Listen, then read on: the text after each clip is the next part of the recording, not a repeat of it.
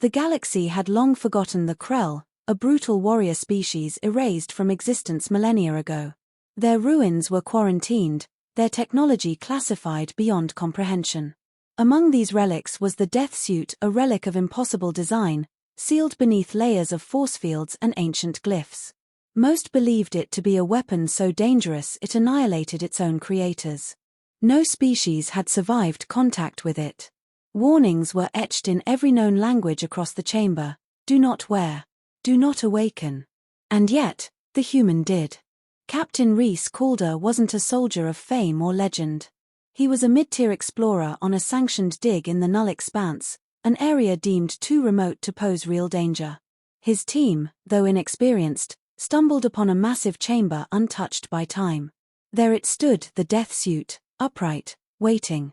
At its base were skeletons of species long dead, each a failed wearer. Calder felt it call to him, not in words, but instinct. Before anyone could stop him, he stepped forward. The instant he touched it, the suit unfolded like a living organism, wrapping around his body with terrifying speed. His team screamed, some ran. Calder should have died. Everyone else had. But instead of crumpling to the ground, he stood tall, encased in sleek, jet-black armor, pulsing with red energy. The suit didn't reject him. It fused. Alerts triggered across the coalition.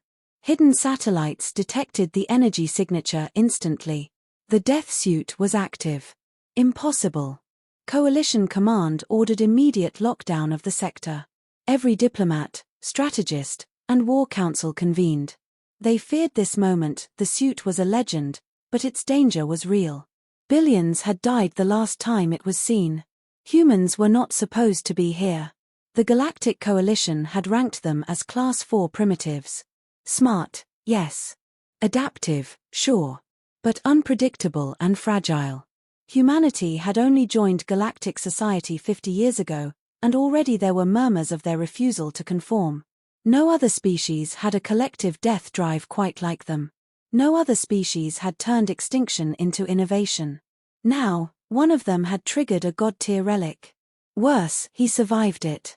Initial scans showed Calder's vitals spiking to lethal levels, then stabilizing. The suit didn't just protect him. It enhanced. Muscle density increased by 320%. Neural activity accelerated. Radiation absorbed. Emotion balanced. The suit wasn't a prison. It was symbiosis. Calder walked out of the chamber not as a man in armor, but as something else. Something new. Word spread like wildfire. Across space stations, mining colonies, and diplomatic outposts, the story evolved. The human wore the Death Suit and lived. No announcements were made, but everyone felt the shift. Power had moved. The once dismissed species from the spiral arm had just inherited a weapon meant for gods. And the galaxy, for the first time in eons, remembered fear. Within hours, the Galactic Coalition issued an emergency session. Dozens of species gathered in the central chamber, tension thick enough to silence entire planets. The Death Suit had activated. The fact alone was enough to cause panic, but that a human wore it sent waves of fury through the council. The Vorthan High Regent pounded his talons against the table. The suit was locked beyond reach. Who gave them access? No one answered. There was no protocol for this. Alien networks lit up across the galaxy. News anchors shouted over each other in a dozen languages. The primitive species from Earth has triggered a Krell superweapon. Others speculated, is this the end of the balance? Was the prophecy real? Fringe cults celebrated it. Trade unions panicked. War simulations began running in the background of every military AI hub. The Death Suit wasn't just a weapon, it was a destabilizing myth. Something designed never to be real again. Ambassadors demanded an immediate response from Earth. The human representative, Ambassador Leon, remained calm. Captain Calder was not authorized to interact with the relic. However, he is alive. The suit accepted him. That is a fact we all must now contend with. No apology. No fear. Just calm, deliberate control. It was the most human thing they could have done, and it terrified everyone. Behind closed doors, Earth's Defense Council reviewed real-time data. Calder's vitals were not just stable, they were improving. Every metric outpaced the limits of human biology. His IQ was off measurable charts. Reflex time? Sub-millisecond. Oxygen consumption? Minimal. The suit metabolized fear into energy. Calder had entered symbiosis with an artifact designed to kill gods. He was no longer wearing the suit. He was the suit. At the edge of Coalition space, a routine cargo run was interrupted by a Class F celestial anomaly. A rogue asteroid, half the size of a moon, hurtled toward a mining colony. The fleet en route wasn't fast enough. The colony prepared for impact. And then, Calder appeared. He didn't arrive in a ship. He moved through slipspace like an arrow. Alone. No one understood how he knew, or how he got there. But the footage confirmed it. Calder intercepted the asteroid mid-course and pushed. A human.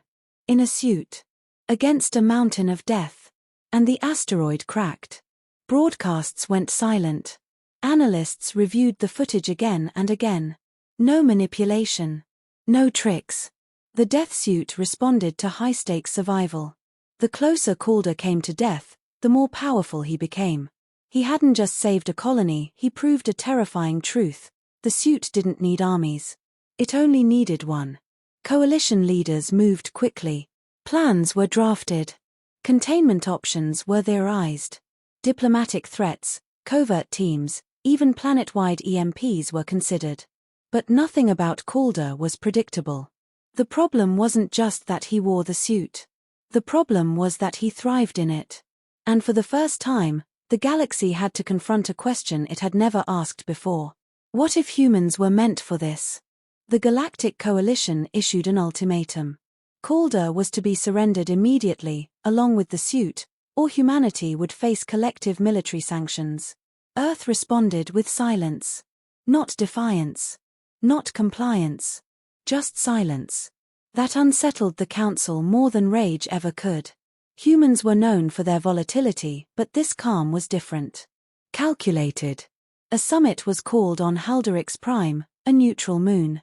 Earth's ambassador arrived unarmed, alone, and delivered a simple message: he cannot be surrendered. The suit has chosen. It will not allow removal. Calder is not a threat. But he will respond if provoked. That wasn't a threat. It was a certainty. The decision was made behind closed doors. A kill order. The Coalition couldn't risk a death suit under human control. Elite strike operatives, invisible, lethal, non-biological, were dispatched. They found Calder in orbit above Mars, alone in the void. What followed never made it to public channels. But pieces leaked. The team initiated with coordinated EMP bursts and neural disruptors. The suit absorbed it all. Calder didn't flinch. The assault escalated. Gravity warps. Time-slice munitions. Weapons no species should possess. Calder adapted. The suit didn't just block attacks, it learned from them. Mid-combat, its structure changed. Armor sharpened. Response times shortened. By the time the third operative attacked, Calder moved faster than their sensors could register. He didn't kill them. He disabled every one, precisely, non-lethally. He let them live. That choice sent a message louder than any weapon. He wasn't ruled by the suit. He was mastering it. But power has cost. Calder's internal scans showed rapid neurological evolution. The suit had integrated into his thought processes. He no longer needed vocal commands. His thoughts became code. He could interface with machines, manipulate energy, even bend time on a localized scale. But in the quiet of space, he confessed one thing to Earth Command: it's harder to feel human. The suit whispered in an ancient language, a voice that wasn't his. He resisted it. Not because he feared power, but because he feared forgetting why it mattered. The Coalition interpreted his mercy as a delay tactic. They escalated. Entire fleets repositioned. Treaties suspended. Borders redrawn. The fear wasn't Calder, it was what else Earth might be hiding. Was Calder unique? Or the first? What if every human had this potential? What if this wasn't an accident? To counter, Calder made his own move. He broadcast a signal across known space. It contained no threats, no demands. Just a simple phrase: the Death Suit is not your enemy. But I am not alone. If you force our hand, we will respond. Not with vengeance. With precision. The galaxy heard it. And they understood. Calder was not conquering worlds. He wasn't building an empire. He was doing something worse. He was waiting. Across the galaxy, chaos simmered beneath the surface. Trade routes rerouted. Civilizations fortified. Fleets that hadn't moved in centuries now hovered at alert. The problem wasn't just Calder, it was the idea of Calder. That one human, given a chance, had changed the balance of power overnight. For species that had ruled for millennia, the fear wasn't death, it was irrelevance. Whispers spread, Earth was preparing a second suit. That the Death Suit was only one of many buried relics. Conspiracies bloomed, not because they were true, but because the alternative, that humanity had done this once, by accident, was more terrifying. Ruling empires began treating humanity not as a wild card, but as a contagion. Not malevolent. Just uncontrollable. And then Calder disappeared. No signal. No flare of power. No demands. For 2 weeks, the galaxy held its breath. Coalition fleets scanned for traces. Panic spiraled in silence. Then a solar flare registered in the Corvan system, 12 times higher than natural output. A star was collapsing prematurely, threatening 3 inhabited worlds. Evacuation was impossible. Evacuation was irrelevant. Until Calder returned. He dove into the core, suit absorbing radiation levels no known material could survive.